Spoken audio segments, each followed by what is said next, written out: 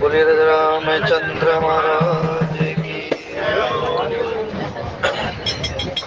लोकाविरामं रणरङ्गधीरं राजीवनेत्रं रघुवंशनाथं कारुण्यरूपं करुणाकरन्तं श्रीरामचन्द्रं शरणं प्रपदे। मनोजवं मारुततुल्यवेगं जितेन्द्रियं बुद्धिमतां वरिष्ठं वातात्मजं वानरयोद्धमुख्यं श्रीरामदूतं शरणं प्रपदे। श्रीरामदूतं शरणं प्रपदे। गुरुर्ब्रह्मा गुरुर्विष्णु गुरुर्देवो महेश्वरः गुरुर्साक्षात् परब्रह्म तस्मै श्री गुरुवे नमः। तस्मै श्री गुरुवे नमः। श्री राम जय जय राम।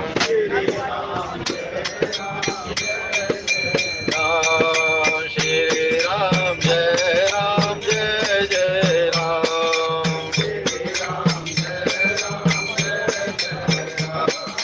श्री राम जय जय राम।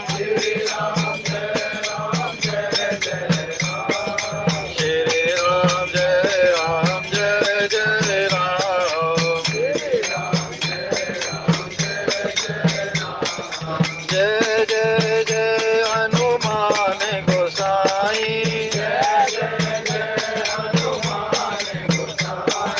कृपा करो गुरुदेव की नाई। जनक सुता जग जननी जानकी। अतिशय प्रिय करुणा निधान की। ताके युगपद कमल मनावो। ताके युगपद कमल मनावो। पूजा सुख पानी निर्मल मति पावो। पुनि मन वचन कर्म रघुनायक। चरण कमल बंदौ सब लायक। राजीव नयन धरे धनुषायक। भगत विपति भंजन सुखदायक। मंगल भवन अमंगल हारी। हृदय विराजत अवध बिहारी। सब पर परम प्रकाशक जोई। श्री राम अनादि अवधपति सोई। साई भजिए मन तजी कुटिलाई। राम भजे गति तेरी नहीं पाई। करिए न बिनु से मम स्वामी।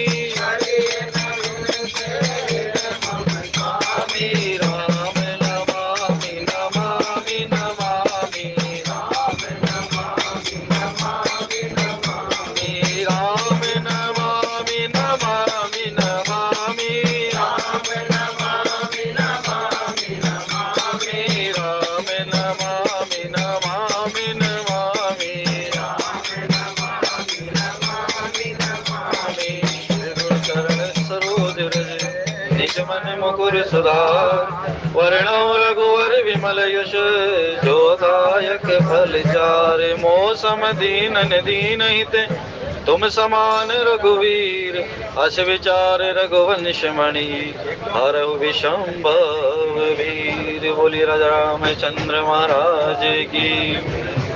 आप सभी के हृदय में स्थित परम ज्योति स्वरूप परमात्मा श्री राम भक्ति स्वरूप मध्य जानकी को मेरा प्रणाम। जय सिया राम। जय सिया राम। बहुत सुंदर प्रसंग श्री रामचरित मानस जी के अंतर्गत प्रथम सोपान श्री बालकांड के अंतर्गत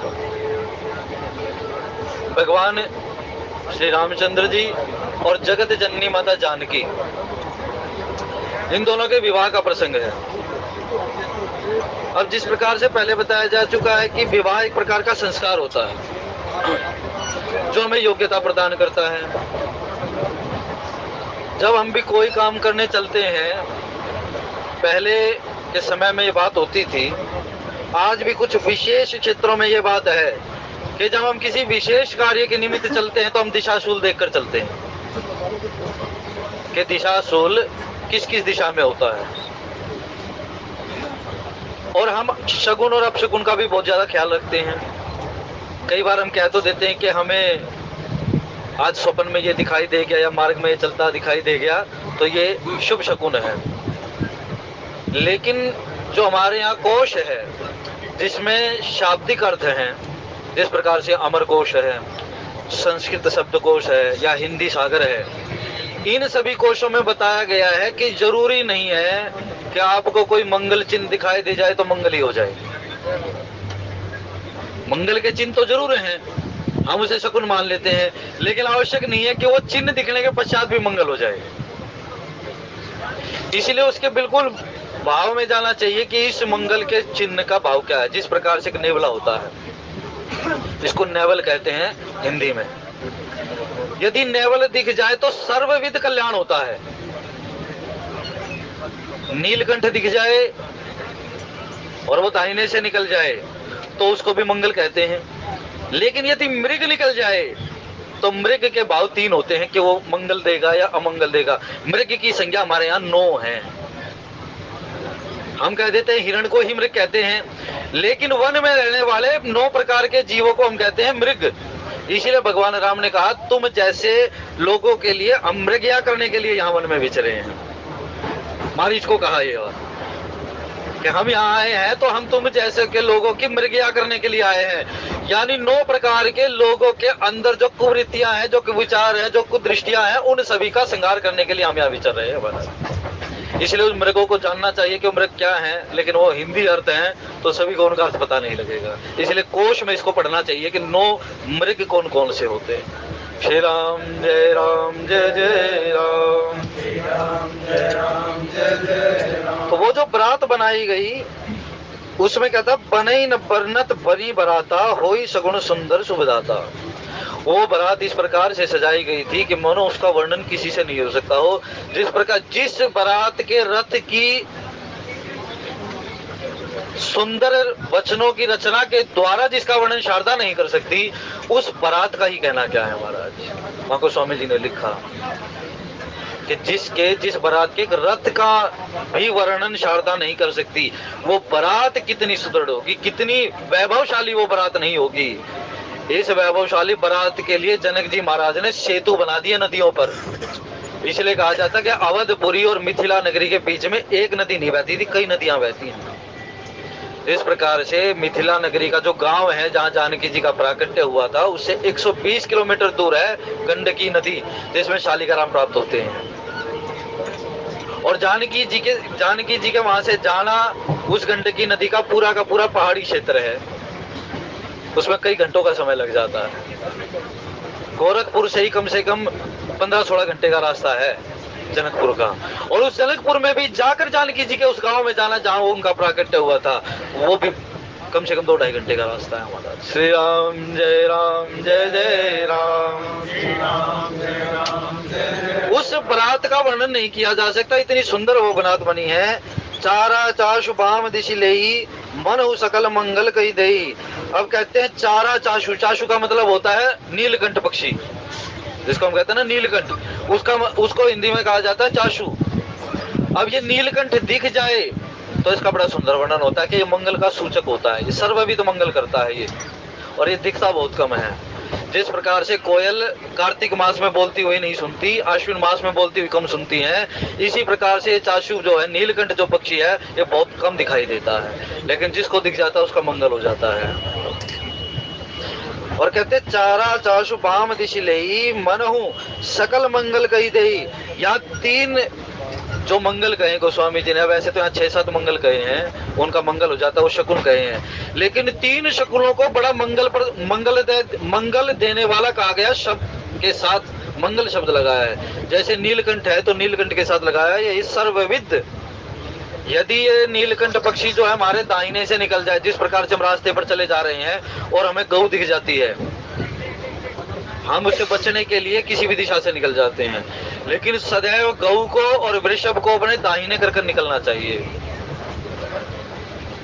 गऊ का स्थान जो होता है हमारे दाहिने का होता है, इसलिए गऊ को दाहिने कर निकलना चाहिए और गऊ के बाएं साइड से निकलना चाहिए। तब उन्होंने कहा, हम तो लोमड़ी को कितना निकृष्ट जीव मानते हैं, लेकिन लोमड़ी भी दिख जाए तो भी मंगल का प्रदान करने वाली होती है।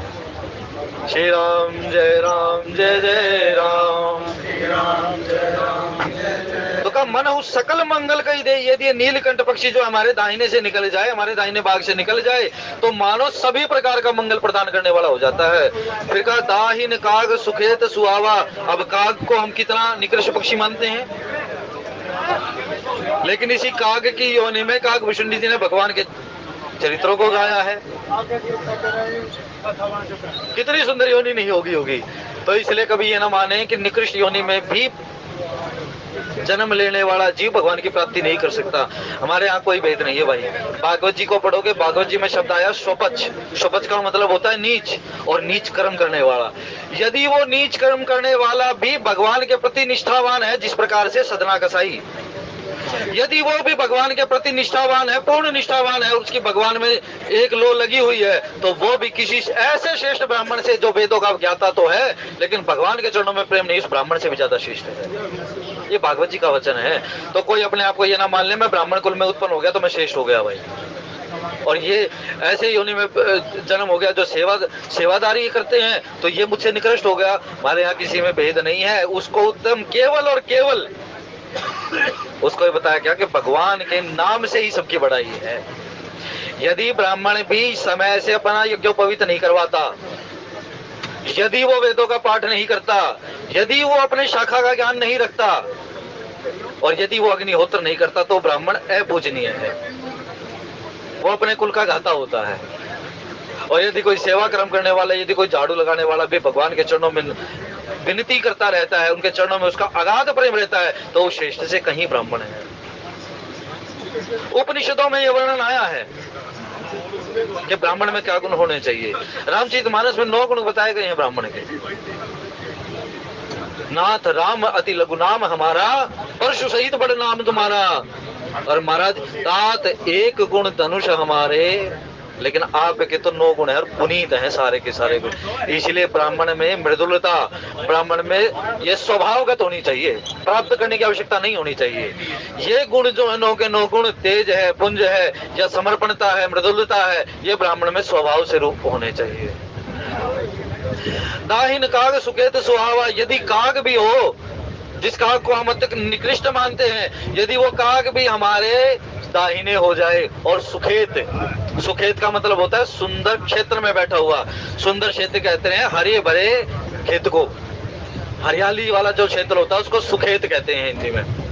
तब उन्होंने कहा महाराज यदि उस सुखेत में बैठा हुआ यदि कोई काग बोल जाता है, यद्यपि तो काग की वृत्ति है कि वो अच्छे स्थान पर बहुत कम बैठता है, लेकिन यदि आप मार्ग पर जा रहे हैं, यात्रा पर जा रहे हैं, किसी विशेष काम से जा रहे हैं, तो यदि वो काग सुखेत पर अच्छे स्थान पर बैठा हुआ आपके दाहिने बोल जाता है, तो भी मानना चाहिए कि वो मंगल का सूचक है। नकुल दरस सब काहू पावा। नकुल का मतलब होता है नेवला, और नेवले का यदि दर्शन हो जाए तो महाराज ये मानो कि हर प्रकार से कल्याण है। ये किसी को ऐसा नहीं है कि क्या भाई ये फलानी जाति में हुआ, फला वर्ण में हुआ, इसके लिए वर्णन नहीं है, ये सभी के लिए है। नेवले का दर्शन, ये नेवला डरता बहुत है मनुष्यों से, लेकिन फिर भी मंगल देने वाला होता है और बड़ा सुकोमल होता है। नेवले का पूजा में बहुत अधिक महत्व है कि हम नेवले की पूजा करते हैं, लेकिन उसके अंदर जो गुण होते हैं उन गुणों के कारण पूजा करते हैं उसकी। और उसी के विरोधी हम सर्प की भी पूजा करते हैं। सर्प के भी 3 भाग हैं, हम किस किस की पूजा करते हैं। इसीलिए प्रत्येक वर्ग होता है, वर्ग की अपने 5वें वर्ग से शत्रुता होती है और तीसरे वर्ग से उसकी मैत्री होती है। इसलिए कहा गया ये वर्ग है, जिस प्रकार से हम हिंदी में जानते हैं ना, कै वर्ग, चय वर्ग, तय वर्ग, टय वर्ग और पै वर्ग, ये 5 प्रकार के वर्ग होते हैं हिंदी में। तो उन्होंने कहा इन वर्गों को जानना चाहिए कि एक वर्ग में आने वाले जो पशु हैं वो मंगल के सूचक होते हैं। नेवला जो है ये भी मंगल का सूचक है। तो मंगल, नीलकंठ, दूसरा काग और तीसरा नेवला, गिनते रहना इसको कितने हो गए। श्री राम जय राम, श्री राम जय राम। कहते हैं सानुकूल त्रिविध बयारी, 3 प्रकार की वायु होती है। उन तीनों प्रकार की वायु में अब यहाँ 2 की संज्ञा देंगे, एक तो नारी और एक वायु। इन दोनों की संज्ञा का सम्मिश्रण बताएंगे गोस्वामी जी महाराज कि इन तीनों में ही 3 गुण है, मंद, सुगंध और तीसरी वायु कौन सी होगी? मंद, शीतल और सुगंध, ये 3 वायु। 6 नाम याद रखने हैं, वो जो बताऊंगा मंगल के। तब उन्होंने कहा ये 3 प्रकार की वायु होती है। और ऐसे ही अगली तो अर्धाली में कह दिया सगट सवाल आवबर नारी। सगट का मतलब होता है मटके, जो गढ़े होते हैं भरे हुए जल के, उसको कहते हैं सघट। घट को कहा जाता है मटका यहाँ। तो महावायु की संज्ञा क्या की गई? सानुकूल, सभी प्रकार से अनुकूल है वायु। और यहाँ नारी को भी बताया गया, सामने से यदि नारी आ रही हो तो उसमें मंगल का सूचक क्या होता है? सिर पर उसके घड़ा हो जल का भरा हुआ, और यहाँ उसकी कोख पर बालक हो छोटा, तो इसको सर्वविध कल्याण वाली मानना चाहिए। यदि सामने से 2 ब्राह्मण आ रहे हो, उनके हाथों में शास्त्र हो, यद्यपि तो कहा जाता है इसको भी मंगल का सूचक मानना चाहिए, लेकिन यदि वो शास्त्रों की चर्चा कर रहे हो तो मंगल का सूचक है। लेकिन यदि वो हाथों में शास्त्र हैं और वार्ता उनकी संसारिक हो रही है तो मंगल का सूचक नहीं है। इसीलिए गोस्वामी जी ने कहा कोई ये ना मान ले कि मुझे मंगल दिख गया तो मंगल हो गया। कई बार कहते थे कि छिपकली सिर पर गिर गई तो धन का लाभ होने वाला होता है, होता नहीं है। वो छिपकली, श्री राम जय राम, जय जय राम, श्री राम जय राम, जय जय राम। तो इसका जानना चाहिए कौन सी छिपकली गिरे तब वो धन का लाभ होता है। हम कहते हैं छिपकली गिर के मुझे तो धन का लाभ हुआ नहीं, लेकिन यहाँ कहते हैं जो ये मंगल के सूचक हैं, इन मंगलों के सूचक को जानना चाहिए। ये मंगल का सूचक केवल अवधपुर वासियों के लिए नहीं है, ये जनकपुर वासियों के लिए भी है। तो सानुकूल बह त्रिविध बयारी, 3 प्रकार की जो वायु है वो बड़ी अनुकूल होकर बह रही है। और उसके साथ में सगट सवाल आओ बर नारी, सगट गढ़ों के साथ है वो नारियां, सवाल बालकों के साथ है वो, और आव बर नारी। और इस प्रकार से आ रही है कि जिस प्रकार से अब यहाँ इनका मेल दिखाकर देखिए कि शीतल वायु होती है, लेकिन घड़ा जब जल का भरा होता है तो भी शीतल प्रदान करने वाला, जल जो होता है शीतलता प्रदान करता है। दूसरा होता है मंद, वायु भी मंद बहती है, लेकिन बालकों को ली हुई नारी मंदी ही चलती है, वो तेज नहीं चलती है। ये 2 मिलान हो गए। तीसरा मिलान हुआ सुगंधित, वहां वायु सुगंध को प्रदान करने वाली है और यहाँ नारी अंग सुगंध को प्रदान करने वाली, जिसको कह देते इत्र लगाकर चलते हैं। यानी उनके पास से गुजर जाने के पश्चात जीव के अंदर सुगंधता फैल जाते हैं, जो मंगल का सूचक हो। इस प्रकार से यदि भगवान के चरणों में प्रेम लगाने वाला आदमी होगा, आप उसके समीप बैठ जाएंगे तो आपके मन में सहसा ही भगवत प्रेम की जो तरंगे हैं वो उठने लगेंगी। और यदि नहीं उठती ना किसी के साथ बैठने से, तो उसके साथ बैठना छोड़ देना चाहिए, क्योंकि वहां अच्छी व्यवस्था को मिलेंगी नहीं, तो उल्टी व्यवस्था में बढ़ोगे तो महाराज अपना ही पतन होने लग जाता है। तो इसीलिए संगति वहां करनी चाहिए जहां हमें अपनी उन्नति प्राप्त होने वाली हो। तब दिखाया लोवा फिरी फिरी दरस दिखावा। अब लोवा का मतलब होता है लोमड़ी। लोमड़ी का मंगल कब होता है? जब लोमड़ी पीछे से भागी आए और वो आपके सामने से भागी हुई चली जाए, लेकिन वो बार बार पीछे मुड़कर देख ले आपको, तो उसको कहते हैं मंगल का सूचक। और यदि वो भागी हुई चली गई है तो फिर मंगल सूचक नहीं है। इसीलिए लोमड़ी को कहते हैं लोवा फिरी फिरी दर्श दिखावा। वो लोमड़ी भी आज बार बार फिर कर देख रही है कि मानो वो कह रही है कि आज मंगल का सूचक है तो मुझे बार बार देख लो महाराज। और ये जितने मंगल हो रहे हैं ना, ये सारे आज जबरदस्ती आ रहे हैं इनके सामने,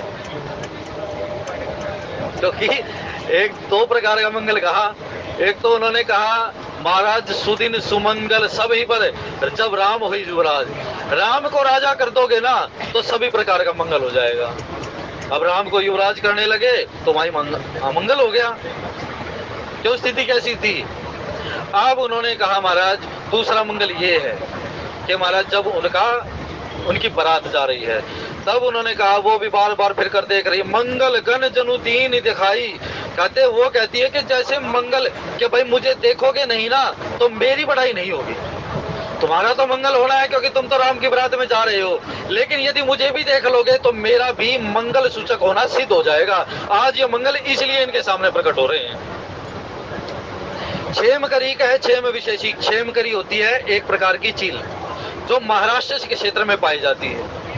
उसकी चोंच लाल होती है, उसके पैर पीले होते हैं और उसका जो शरीर होता है वो लाल होता है। वो उस प्रकार की होती है, पूरे भारत में कहीं नहीं मिलती, वो महाराष्ट्र क्षेत्र में ही मिलती है।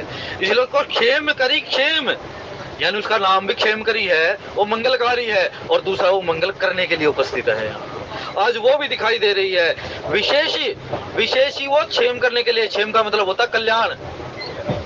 मंगल श्यामा बार सुतरु पर देखी, और श्यामा कह देते हैं ये भी एक प्रकार का पक्षी होता है और इसकी लंबाई कुछ 1.5 से 2 32 तक होती है। 32 जो कहते हैं, जो माप का इकाई होती है, 1.5 से और 2 32 तक की होती है इसकी। और लेकिन ये इतना ज्यादा सुदृढ़ पक्षी होता है कि महाराज चील को, हाथी को भी, गज को भी उठा कर ले जाए। लेकिन ये भी आज मंगल प्रदान करने वाला हो गया है। और ये क्षेत्र जो है इसको कहा कि महाराज सुतरु पर देखी। सुतरु का मतलब है अच्छे वृक्षों पर। अब अच्छे वृक्ष कौन कौन से होते हैं? हम बबूल को अच्छा क्षेत्र, अच्छा वृक्ष नहीं मानते हैं बबूल को, लेकिन आम को, पाकर को, पीपल को, तुलसी को, इनको हम अच्छे क्षेत्र में। वट होते हैं ना, हम बड़ को कहते हैं वट, लेकिन 5 प्रकार के वट होते हैं जो आज भी आप वृंदावन में जाकर बंशी वट पर देख सकते हो। 5 वट जहाँ अष्ट शाखाओं का मंदिर है, वहां जहाँ कान लगाकर बंशी की धुन सुन रहे थे, वो क्षेत्र बलुक पीठ से कुछ ही दूरी पर है। गोपेश्वर जी का रास्ता है जो उस मार्ग में पड़ता है, वो बिल्कुल सामने। उस क्षेत्र में जाकर देखो तो वहां पाकर के वृक्ष आपको, जो वट के वृक्ष हैं, वो आपको 5 के 5 वट वृक्ष दिख जाए। वहां बंशी चढ़ाई जाती है, ये विशेषता है उसकी। वहां भगवान श्री कृष्ण के लिए बंशी समर्पित की जाती है। श्री राम जय राम, श्री राम जय राम, जय जय। क्षेम करी का क्षेम विशेषी, श्यामा बाम सुतरु पर देखी। तो ये जो कल्याण करने वाले हैं, आज ये कल्याण अपने आप को कल्याणकारी, जिस प्रकार से गंगा ने सीता को कहा था कि यद्यपि तो तुम कल्याणकारी हो, तुम्हारा कोई मंगल कर नहीं सकता, लेकिन फिर भी तुम आज मेरी वाणी को सिद्ध करने के लिए मुझसे वरदान मांग रही हो, तो मैं तुम्हें अपनी वाणी सिद्ध करने के लिए, या अपनी वाणी को कहते हैं ना दृढ़ता प्रदान करने के लिए, आज मैं तुम्हें ये वरदान दे रही। फिर कहा सन्मुख आयो दधि अरुमीना, कर पुस्तक दुई विप्र प्रवीणा। कहते हैं ना, देखो यही आ गया, सन्मुख आयो दधि अरुमीना। अब दही होती है, घर से निकलो तो कहते हैं ना मीठी दही खाकर निकलो, कह देते हैं कि मंगल होता है, लेकिन पूर्ण मंगल नहीं होता उसका। उस दही का मंगल कब होता है, ये एक विशेष विधि है। दूसरा, मीन, यदि मछली दिख जाए और वो जीवित और जल में हो तो भी मंगल का सूचक है। इसलिए मीन को भी मंगल का सूचक बताया जाता है हमारे यहाँ। कितने सूचक हो रहे, कितने सूचक हो गए? थोड़ा ध्यान पर, विशेष कथा पर थोड़ा ध्यान देना चाहिए कि मंगल के सूचक है। कल को तुम्हारे साथ मंगल होने लगे, फिर क्या करोगे? पता ही नहीं लगेगा मंगल होने वाला है। कार्य सिद्धि जानना चाहिए, जिस प्रकार से कहते हैं यदि वाहन लेकर निकले हो तो चलत विमान कोलाहल होई, जय रघुवीर कहते सब कोई। इसको पढ़कर चलना चाहिए। अध्ययन करें तो दुर्गा सप्तशती में एक श्लोक आता है कि वहाँ भगवती की पूजा की जाती है, उनकी वंदना की जाती है, आप ही सब कुछ प्रदान करने वाली हो। इस श्लोक को अध्ययन से पहले और अध्ययन समाप्त होने के पश्चात पढ़ें तो पढ़ा हुआ अब नहीं भूला जाता है। फिर कहा महाराज, सन्मुख आयो दधी और मीना, यदि सामने दही आ जाए और जल में जीवित मछली दिख जाए तो भी मंगल का सूचक मानो।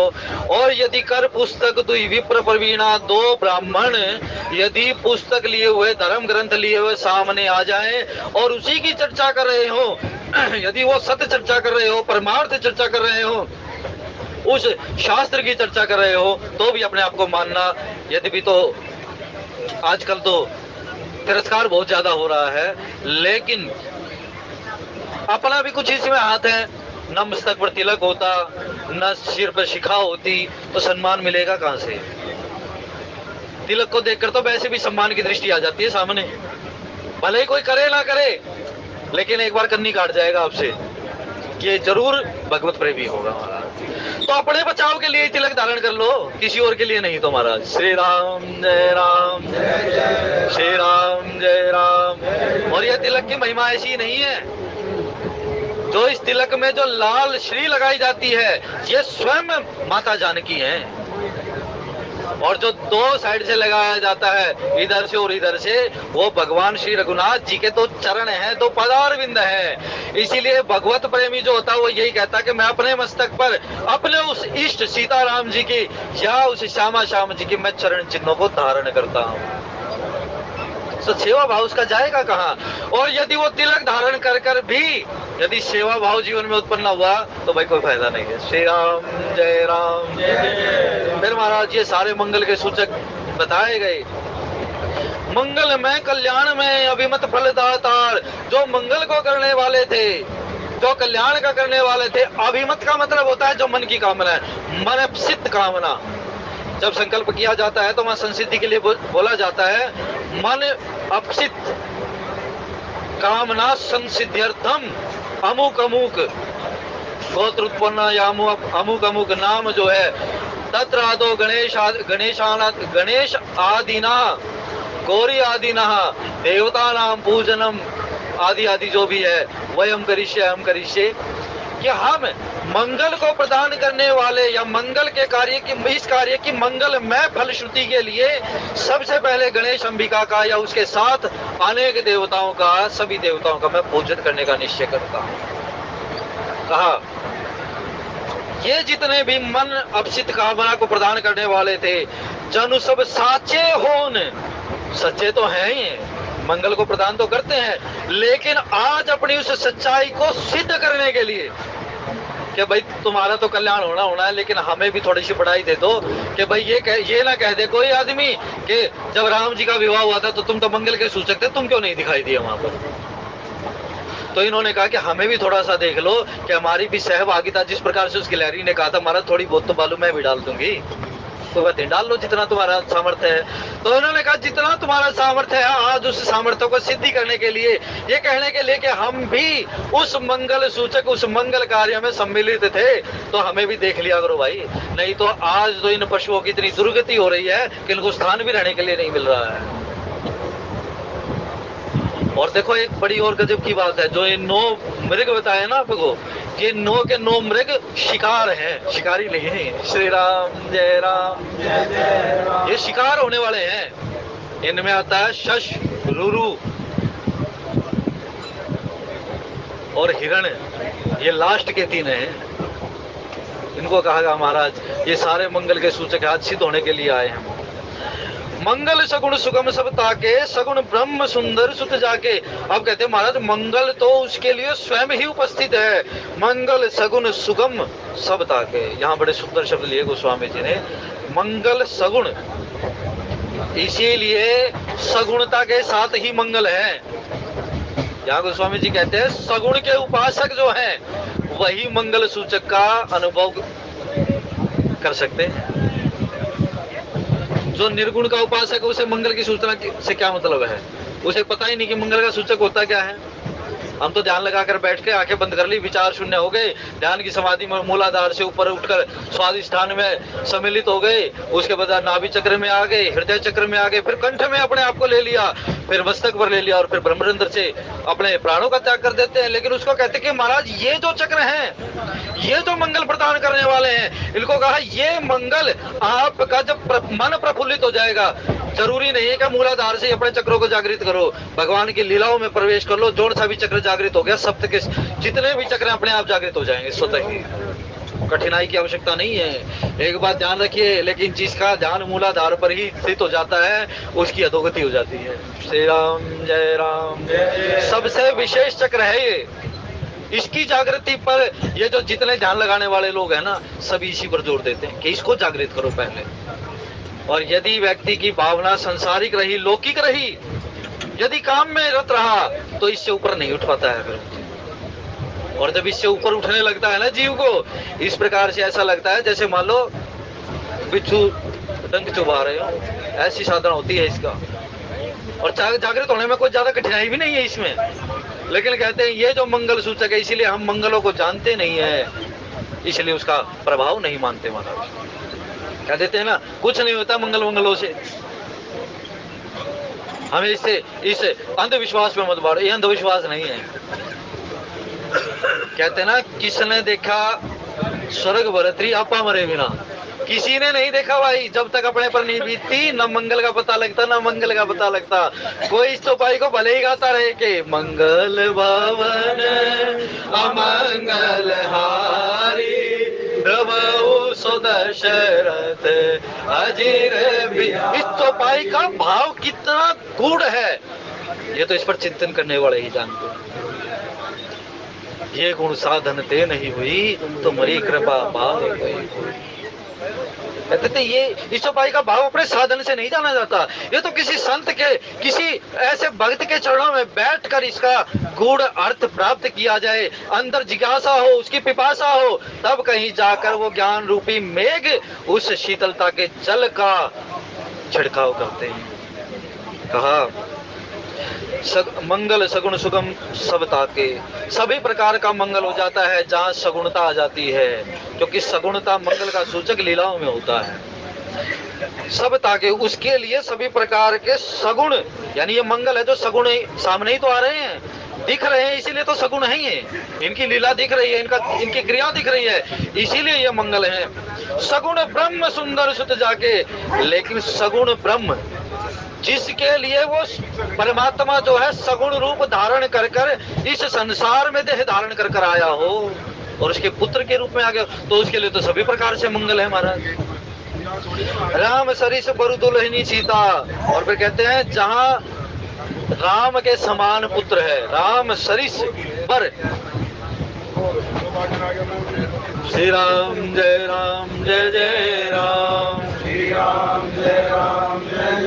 जहाँ राम के समान, राम सरिस, राम के समान वर है, दूल्हा है, और दुल्हनी सीता। यहाँ सीता जी का नाम पीछे लिया गया, ये दूसरी बार है जब सीता जी का नाम बाद में लिया गया। गाँव ही सुंदर मंगल गीता, लैलई नाम राम अनु सीता। वो ग्रह का नाम था, ग्रह का चिंतन था, अभी तक जानकी जी प्राप्त नहीं हुई है, अभी तक जानकी जी आई नहीं है, इसीलिए पहले अपने पुत्र का नाम लिया, क्योंकि जहाँ गीत गाए जाते पहले वहां का नाम लिया जाता है। लड़के के घर पर बनड़े गाए जाएंगे तो लड़के का नाम पहले होगा, लड़की के घर बनड़े गाए जाएंगे तो लड़की का नाम पहले होगा और ज्यादा बार होगा। तब उन्होंने कहा महाराज राम सरिस पर दुल्हनी सीता, समधि दशरथ जनक पुनीता। राम जी के समान दूल्हा है, जानकी जी के समान दुल्हन है, और समधि जो है दशरथ और जनक पुनीता। दशरथ और जनक जी महाराज जैसे समधि हैं, ये दोनों समधि का जो मिलनी बताई गई है ना, जब ये मिलेंगे, इनकी मिलनी का वर्णन तो ब्रह्मा जी भी नहीं कर सकते, ऐसा वर्णन गोस्वामी जी ने लिखा है। इस समधि ने अपने जमाता की जो बारात आ रही है ना, उसके लिए कौशलपुरी की सीमा से लेकर और जनकपुरी की सीमा तक, उस राजभवन तक जितनी नदियां आई थी सभी नदियों पर पुल बनवा दिए थे। इसका वर्णन गोस्वामी जी आगे करेंगे। इसीलिए समान भर कर चाहिए, नहीं चले। कहा समधि दशरथ जनक, समधि हो तो इन्हीं प्रकार से होना चाहिए हमारी। दशरथ जी के सामने जनक जी महाराज हाथ जोड़कर खड़े हो जाते। अब जिसने अपनी पुत्री को घर से विदा किया होगा, जिसका विवाह किया होगा पुत्री का, जिसने, वो वास्तव में इस प्रसंग का आनंद ले पाएगा जब ये विवाह का प्रसंग है, अन्यथा नहीं ले सकता। और जिसकी पुत्री होंगी वो उस भाव में प्रवेश करने वाला होगा, निश्चित ही होगा, क्योंकि पुत्री का सहज स्नेह पिता के साथ होता है। यह आनुवंशिक गुण है। श्री राम जय राम जय जय राम। भगवान के चरणों में आपकी प्रीति सदैव बनी रहे, ऐसी मंगल कामना करते हुए कहते, जहां दशरथ जी महाराज जैसे और जनक जी महाराज जैसे जब सुंदर समधि हैं, तो समधि कैसे होने चाहिए वो इस रामचरितमानस से हम सीख सकते हैं। एक कहता है कि महाराज आप बड़े हो, और दूसरा कहता है कि आप बड़े हो। हम तो कह देते कि मैं ही बड़ा हूं। और सदैव हमारे यहाँ शास्त्र कहते हैं कि हाथ ऐसे होना चाहिए। सीधा हाथ भी होता है ना, तो ऐसे भी हाथ होता है। सीधे हाथ के भी तीन क्रियाएं हैं कि जब सीधा, जैसे आचमन करते तो आचमन कैसे करना चाहिए, आचमन हम ऐसे कर देते हैं ऐसे, लेकिन आचमन होना चाहिए ऐसे गऊ के समान, गऊ का जो कर्ण होता है उसके समान हाथ होना चाहिए, तब आचमन करना चाहिए। और आचमन की विधि है कि आचमन होना कैसे चाहिए, ब्राह्मण इतना आचमन करे कि उसके हृदय तक वो चला जाए। ये सारी विधियां हैं इस विवाह में, सब कुछ करेंगे। दूल्हे के पैर भी पखारेंगे जनक जी महाराज, ऐसी स्थिति है। आजकल तो गुट्ठे पर ही हाथ लगवा देते महाराज, ऐसे ये गुट्ठा लगवा देते हैं दूल्हे का, लेकिन वहां चरण पखारना कहा गया है। और ये चरण पखारना भी ऐसे ही नहीं है, ये चरण पखारने का विवाह पद्धति में ऐसा वर्णन आता है, युधिष्ठिर जी महाराज का स्मरण करने का जो फल होता है, पुष्कर में स्नान करने का जो फल होता है, कपिला गाय को दान करने का जो फल होता है, वो जमाता के चरण छूने का विवाह के प्रसंग में होता है। यद फलम, उस फल की संज्ञा दी गई है।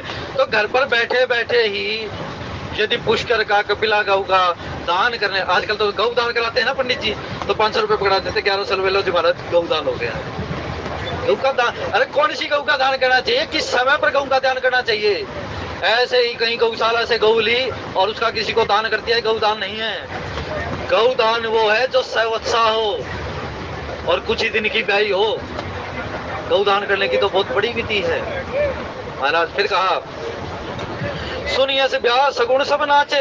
अब जितने सगुण गुण थे वो सब इस ब्याह की सुनकर नाचने लगे। बताओ, गुण भी नाचने लग जाते हैं, ऐसा विवाह है महाराज। केवल मात्र उस विवाह में सम्मिलित होने वाले नहीं नाचते, उस विवाह में सम्मिलित होने वाले गुण भी नाचते हैं कि इस विवाह से हमें गुण क्या क्या प्राप्त होंगे। सगुण सब नाचे, अब कीने विरची हम साचे। और वे आज गुण भी कह देते हैं कि महाराज आज ही तो तुमने हमें सच्चा किया है, आज से पहले तो हमें देखते थे और सोचते थे चलो मंगल हो जाएगा, कोई बात नहीं, लेकिन आज हमारे इन गुणों की जो महत्व है, इन गुणों का महत्व जो है वो तो आज ही दिखाई देना पड़ा है।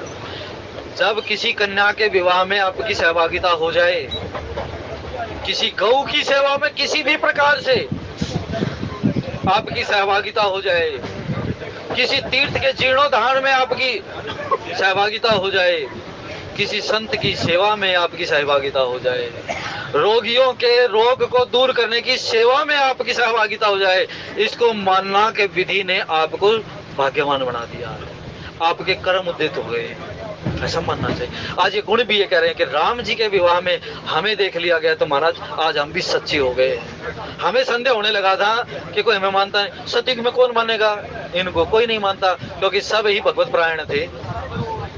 राम जी के राज्य की वर्णन आता है जो वह कहते हैं कोई लक्षणहीन नहीं है वहाँ, नहीं को निर्धन न लक्षण ही ना, कोई नहीं है वहाँ। लेकिन फिर भी कहते हैं तो महाराज जहाँ लक्षणहीन ही नहीं होगी, लक्षणहीनता नहीं होगी, तो वहाँ मंगलों को देखेगा कौन? उनका तो सर्वविध मंगल है। लेकिन कहते हैं कि आज इन्होंने कहा कि महाराज आज तो विधाता ने, उन ब्रह्मा जी ने आज ही हमें सच्चा कर दिया है। यही विधि की न बरात पयाना, और इस प्रकार से ये विधिया करते हुए आज भगवान राम जी की जो बरात है उसने प्रस्थान किया। बोले राजा रामचंद्र महाराज की।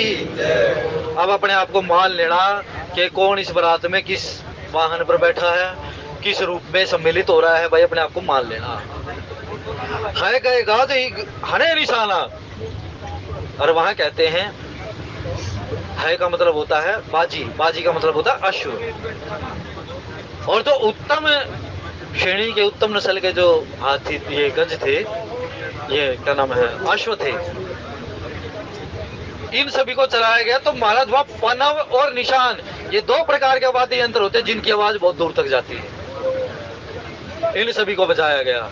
मानो कि इनकी सूचना, जो वो दूत थे ना अवधपुर में, देखो उन दूतों को जब वास दिलाया दशरथ जी महाराज ने, उसके पश्चात गोस्वामी जी ने कहीं चर्चा नहीं की उनकी।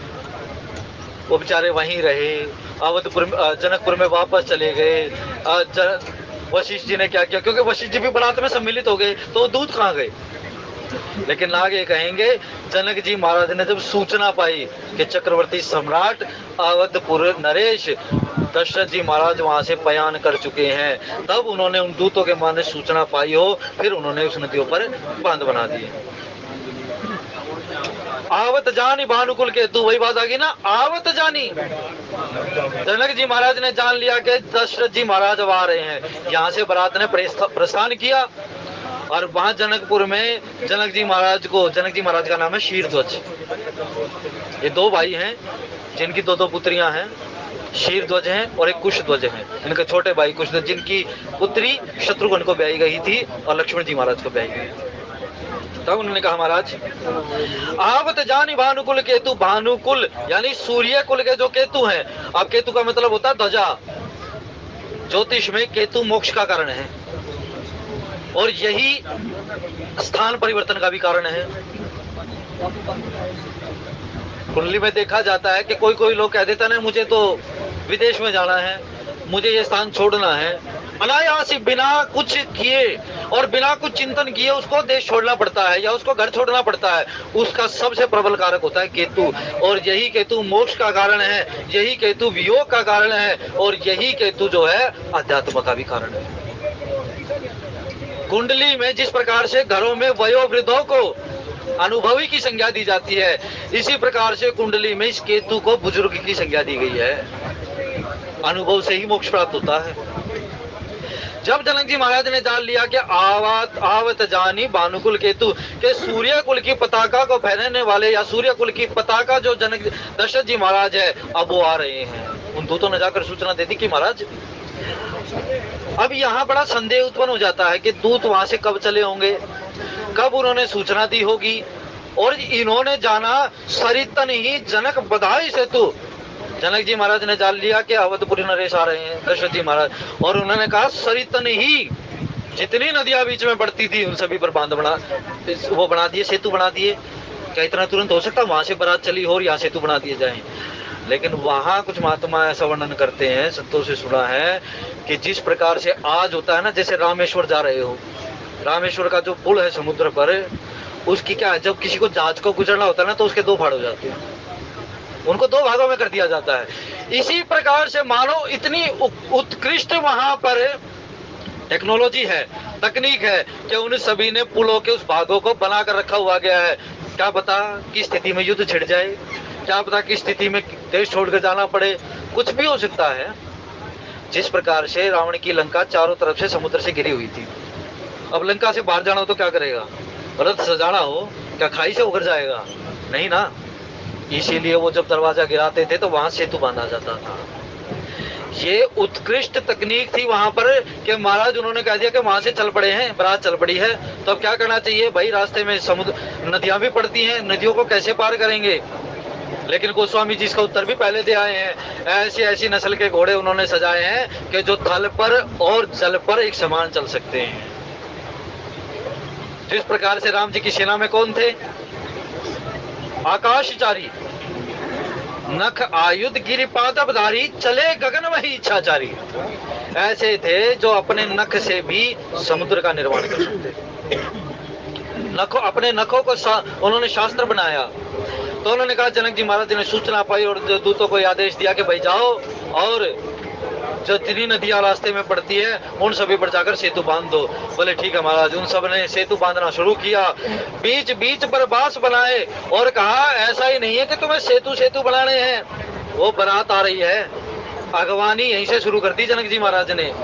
जाओ बहुत लंबा रास्ता है, और इतना लंबा रास्ता है कि हमारा जब तो रथ होते थे, कह रहा बहुत लंबा रास्ता, तो बीच बीच में शिविर डालकर आना और वहां पर ऐसी व्यवस्था करना कि न उन्हें प्यास लगे और न भूख लगे। यदि तृषा और क्षुधा पिपासा उनको लगे तो उनकी वो शांत हो जाए। यानी भोजन की और जल की जनक जी महाराज ने अपने शिविर डलवाकर उनको भूख प्यास मिटाने का प्रयास किया कि रास्ते रास्ते में शिविर बनाना भाई, क्योंकि लगातार तो चल नहीं सकते, रुकेंगे तो सही ना कहीं, तो वहां उनका खर्चा नहीं होना चाहिए, अपने तरफ से वहां खर्चा कर कराना है। श्री राम जय राम, श्री राम जय राम। कहा बीच बीच पर वास बनाए, सुरपुर सरिस संपदा छाए।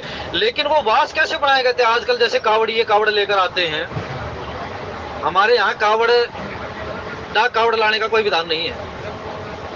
आजकल डाक कावड़ बहुत ज्यादा लाई जा रही है, हमारे यहाँ झूला कावड़ का ही विधान है।